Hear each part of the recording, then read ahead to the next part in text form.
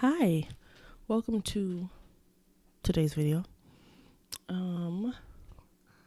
This is an interesting time.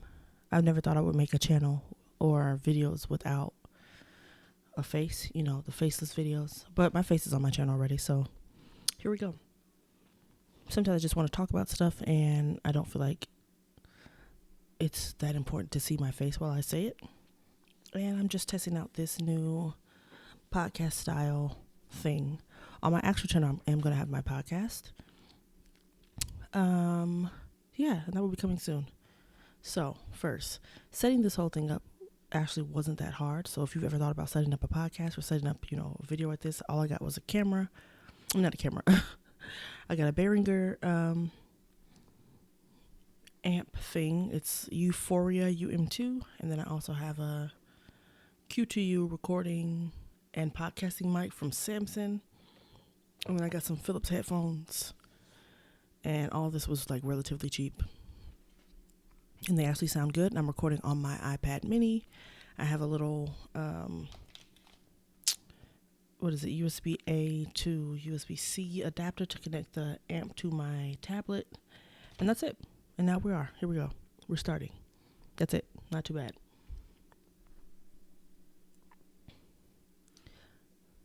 I think my whole journey on YouTube has been, all over the place, because when I first started, it wasn't a thing that people did it, but it wasn't like a thing. Like, people hadn't made, much money, and it wasn't really a career path, and it kind of was just something I did for fun. I didn't take it that seriously. I used to just sing and stuff on there. And then a little bit later, it became something else. And I saw how, people, were turning into a career. And I kind of thought, but I was doing my baking and pastry. I went to culinary art school, and it wasn't really like a thing that I even thought was possible. Like, it kind of was just like, oh, some people do it, and, whatever. And I enjoyed watching those people, watching their channels grow over the years and everything like that. My main thought was like, making singing videos, and then, maybe something would come of that. But I don't really like, I remember people used to come to like work and be like, oh, I saw your YouTube channel. Oh my goodness, you should do this or you should do that. And I'm like, you saw my YouTube? I just didn't think people close to me would find the videos or even like watch them and then say something to me about it. But they did. And that kind of made me like I think it's because I used to have it linked on my Instagram when I used to be on Instagram. And yeah. But that was back in like 2013, 2014, 2015. And things have changed. It's like 10 years ago. Things have changed drastically since then. Like, even Ryan wasn't as huge as he is now. Ryan's tour review wasn't that huge. I didn't have any kids, so my best friend, her son, used to watch Ryan. I was like, oh, okay, that's cool for kids, to watch people open toys. I just didn't think it would be something that is. He has movies and TV shows and all kinds of stuff now. And I'm like, wow, that's really cool. That from your YouTube videos, it turned into that, like a whole nother type of career path with different multiple streams of income and all that too. I think that's pretty cool. But yeah, what I wanted to talk about is taking a break from social media. I feel like I am an expert at this because I've taken a break from social media for the past like 10 years, at least 8, where I'm off and on. Like, I don't really have a dedicated Instagram page. I've had many because, I had different businesses and stuff, and I, went on there to just, post my stuff, and then I kind of got over it and just deleted it. I haven't had my actual page that I used to have back in like 2008 or 10 or whatever it was that Instagram became popular. When I was high school, I haven't had that in probably close to 10 years because being on there and watching other people, it was fun in the beginning because you just post pictures and you weren't worried about people seeing it. Like, when it first happened, it literally was just pictures, and I used to just post pictures like my shoes or like I'm at work and me taking Bart to wherever, or my culinary art stuff, or pictures of my food that I make and in school and all that. And it was fun. And then it became like a thing where it's like, I'm posting my life and you should be jealous. And then I was like, okay, it's getting weird, and it just wasn't fun for me to even be on there. And then it got worse and worse and worse and worse over the years to where it's like, I don't enjoy going on here, but I am addicted to going on here and just scrolling just to see people that I don't even talk to from high school or from culinary school, just to see what they're doing because I'm their friend, and just to like their picture to make sure that they know that, hey, I liked your picture, or I liked your whatever. It was before videos, so I liked your picture. And then I started to be like, why do I have to do this? I don't want to do this. I don't really care to see what other people are doing, because it's not like I talk to them on a daily basis. It's not like we're actually friends anymore. Like people from culinary school, we don't talk anymore. The only connection I have to you is seeing you post visiting your grandma's house last Saturday, and we haven't talked in like 2 years. And so I just started to realize this is not good for me. And my younger siblings, they never even really were on social media. Like they may have had like an Instagram page, maybe like in middle school, for a little bit, maybe a Snapchat, and they'd probably be on YouTube, but otherwise they just weren't really, social media kind of people. And I was really, really happy about that. I'm really proud of them for like sticking to it. And it's not like the choice they made. They just never got on. They just weren't of the generation where that was happening. The reason I was even on, like, I remember when I got on Facebook, well, MySpace, I should say.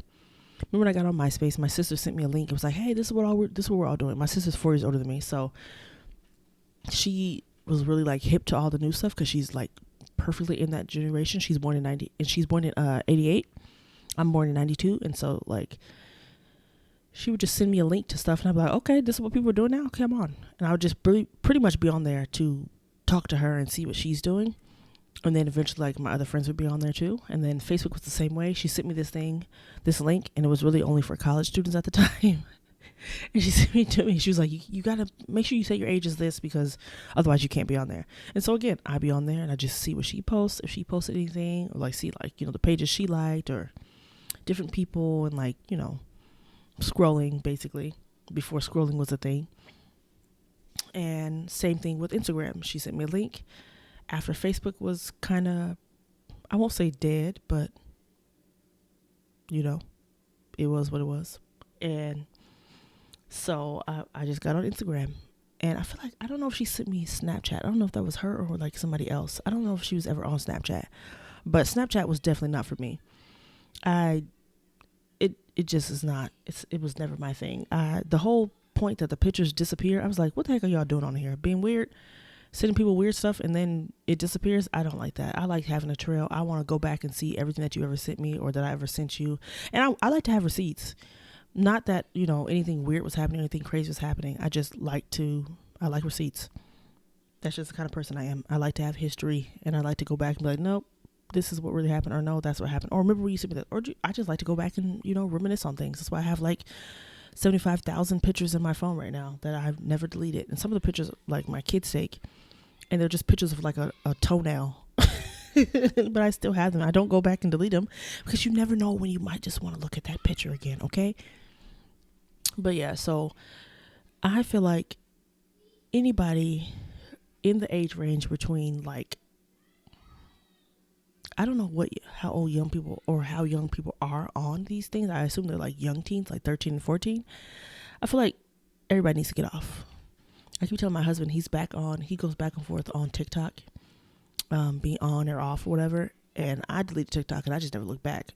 It is what it is. I never felt bad about it. I don't miss it. I don't reminisce. The only thing that is kind of annoying is that like some people send me TikToks, and because I don't have it anymore, I can't watch them. And they don't go back and find them on YouTube Shorts. And so, yeah. But as of right now, today is the date that it is. I am no longer I haven't been on YouTube for about 2 weeks, because YouTube is the only thing that has held me captive all this time. It's the only thing that I always end up going back to. Even if I take a break, I take a long break, 2-3 months. And I enjoy myself, and I have, free time, and I, I'm not laughing at like silly videos that I watch.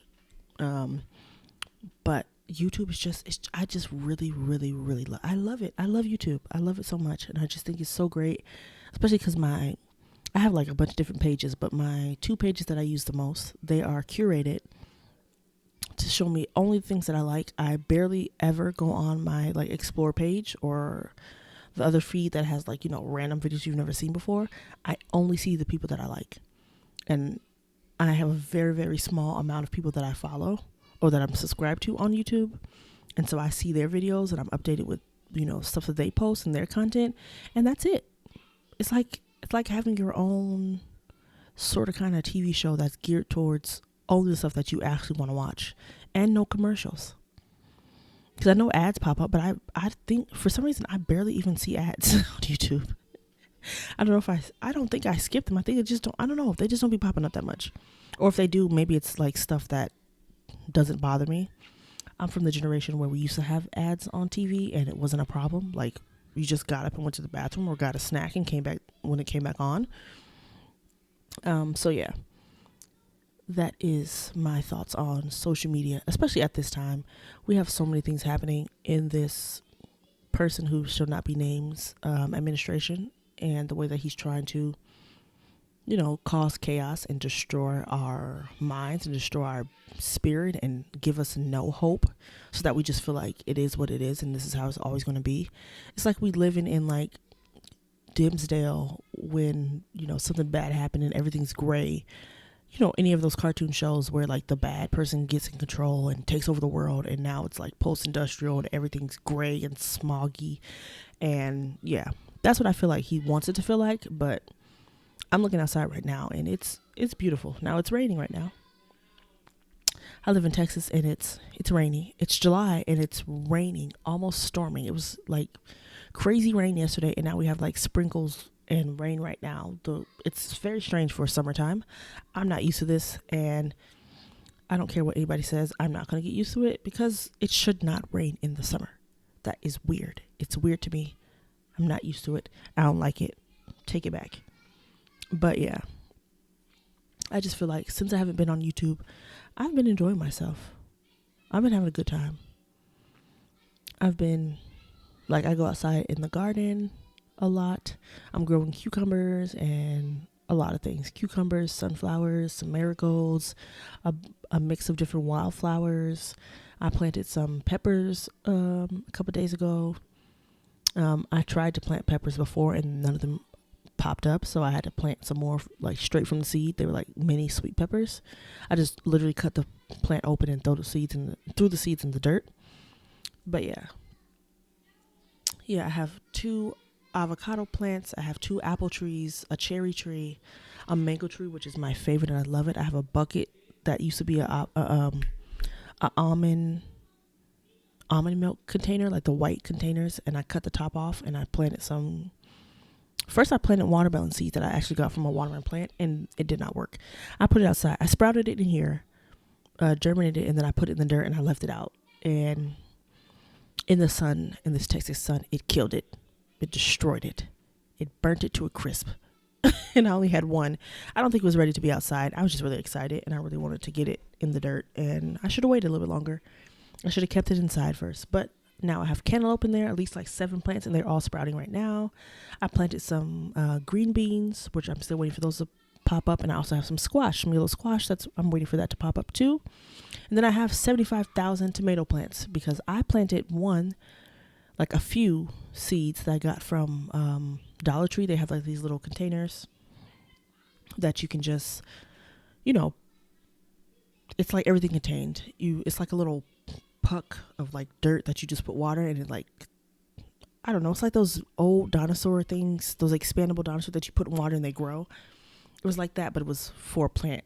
I did that with I also have basil out there. I did that with the basil and the tomato. And for some reason, the tomato plants we planted at least like 4 years ago, they will not die. They come back every year, and now they're everywhere. I went and I used Google, I don't know, the thing where you can like scan the picture and like search to see what the heck it is. I did that for like every single plant out there, and I found out some of them were weeds, whatever. But I did for the tomato plants because I knew I planted some, but there were so many. I'm like, I did not plant these. I don't remember planting these, and it shouldn't be this many everywhere. Like the whole garden, it's full of tomato plants. I say at least like 12 different plants. I uprooted some of them because it's just too many. But it's like at least 4 different kinds. This is like an heirloom tomato. It's like a big boy, which is like the big beefsteak ones. Like some sweet cherry tomatoes. I'm like, where the heck did all these tomatoes come from? Because I only planted one kind this year. And the other ones are just from, I guess, different times. When I tilt the dirt, I guess I spread them everywhere. And they didn't die. And they're back. So that's what I've been doing since I have been on YouTube. I get on Instagram every once in a while because I like to see. There are a few people whose pages I like to see, and they don't post YouTube videos in the way that I would like them to, because, you know, I don't know them and they don't show their life. So I just have to watch the things that they do post. But they have a really cool like Instagram feed that I like. So I look at them people. I look at, obviously, I listen to Here's the Thing. So I look at Kev on Stage every once in a while. I look at That Chick Angel, who I like to watch. So I watch some of her reels and stuff on Instagram. I don't do that often. Maybe every 4 or 5 months, if that. Maybe a couple times a year. And so I've done that recently because I've been off YouTube. And once I watch the people that I actually like, when I scroll, I feel the same like emptiness and like soul sucking that I felt, which is the reason I don't be on Instagram like that. TikTok, I'm over.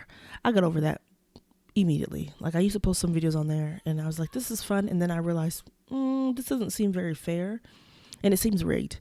And I don't like the stuff that they're showing me. And I don't want to spend time on here hours and hours a day curating what I see. I don't want to do that. I don't want to see this crap. I'm tired of the race baiting. I'm tired of the rage baiting. I'm tired of the black rage baiting. Like, I'm not big on there. It's not good for me. I guess other people like it. There are people I like on there, but a lot of them have moved over to YouTube anyway. And, you know, I'm working on my way to find them if they're that important. And if not, I just won't see them again. I mean, it is what it is. I'm also on Substack, which I probably will post this, which is a good idea. I didn't think about that. I'm probably going to post this on Substack. But I really love Kimberly Nicole Foster, who is also the For Harriet page. She's on Substack. She's also on YouTube, but a lot of her stuff is on Substack. I'm on Kev on Stage's Patreon. Like, this is the ways that I stay off social media, and I don't feel like it, because I only see the things I want to see. I don't feel like it's good for me personally to see thousands and thousands of people I don't know and see their life and see everything they're doing and be updated on their every single whatever. I don't need it. I have 5 kids. I have a husband, my parents, my in-laws, my, you know, siblings and things. I got a lot of stuff on my plate, and it's hard enough keeping up with all that. I have a lot of nieces and nephews. Yeah, I need to focus on the stuff that's actually in my real life, and I can't be caught up with that kind of stuff. Plus, it doesn't feel good to me. It doesn't feel good to see all that kind of stuff. And the thing is, because I have it has an effect on me that to me doesn't make any sense. I don't know you. I'm not going on vacation with you. I've never been to your house. I don't know any of your children. My children don't know your children. I don't want to know your everyday life. And I'm one of the people who's like super, super anti. I don't know if it's just from the age range I'm in or what, but I'm not that whole parasocial whatever. It's never had an effect on me like it does. Like, people really feel like they know these people, and I'm always the complete opposite. I feel like that's people I actually went to high school with. When I saw them stuff, I don't know you and you don't know me.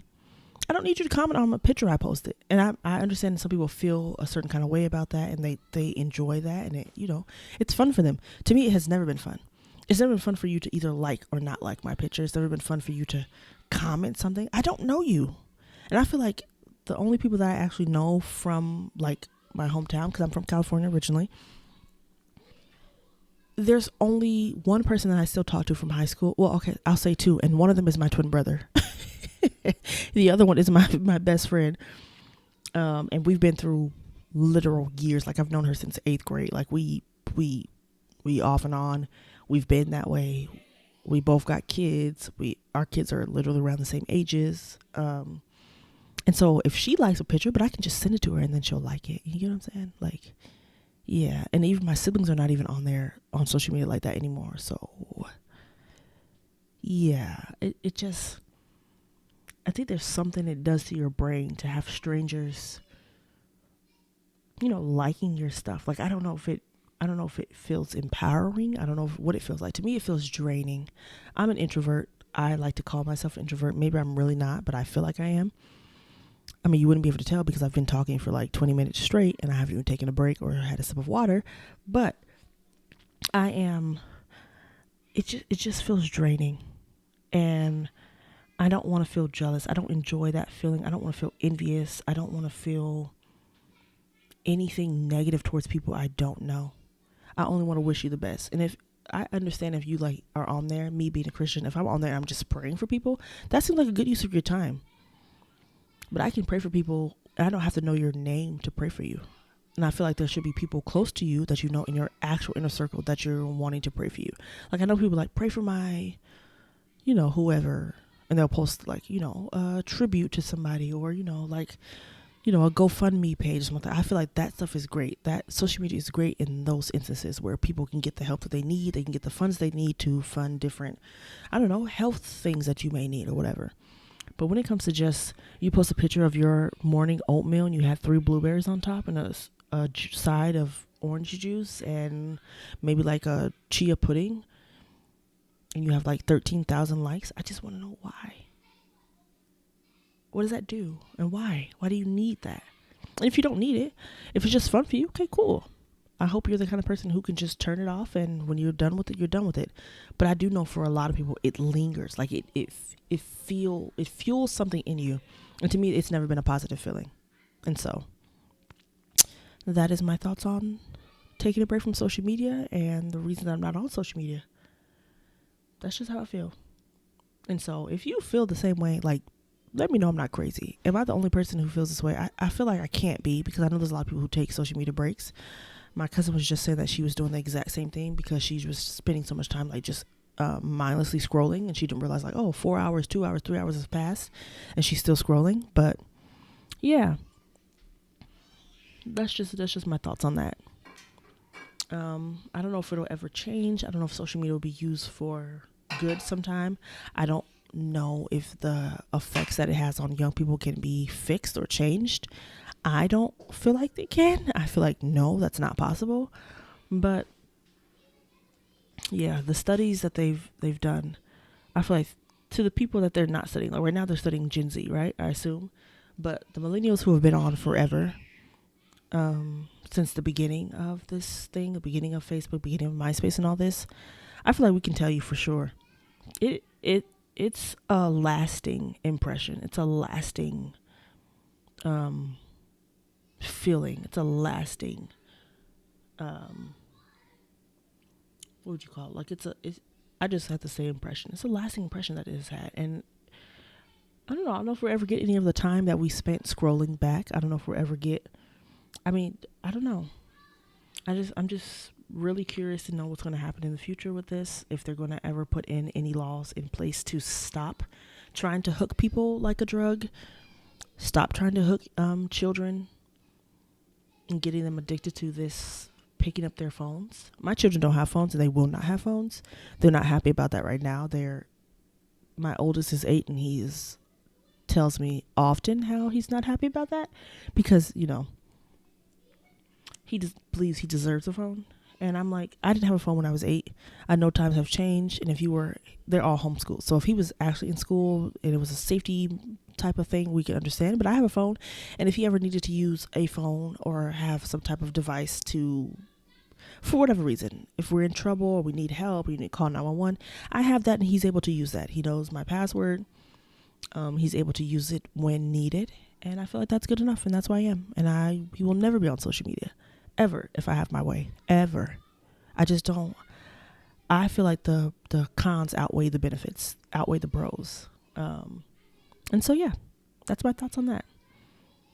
So, I hope you enjoyed this episode of me chit-chatting, talking about nothing. And I will see you guys. Just kidding. I won't see you, and you also can't see me, but I will talk to you guys again soon. Okay. Peace.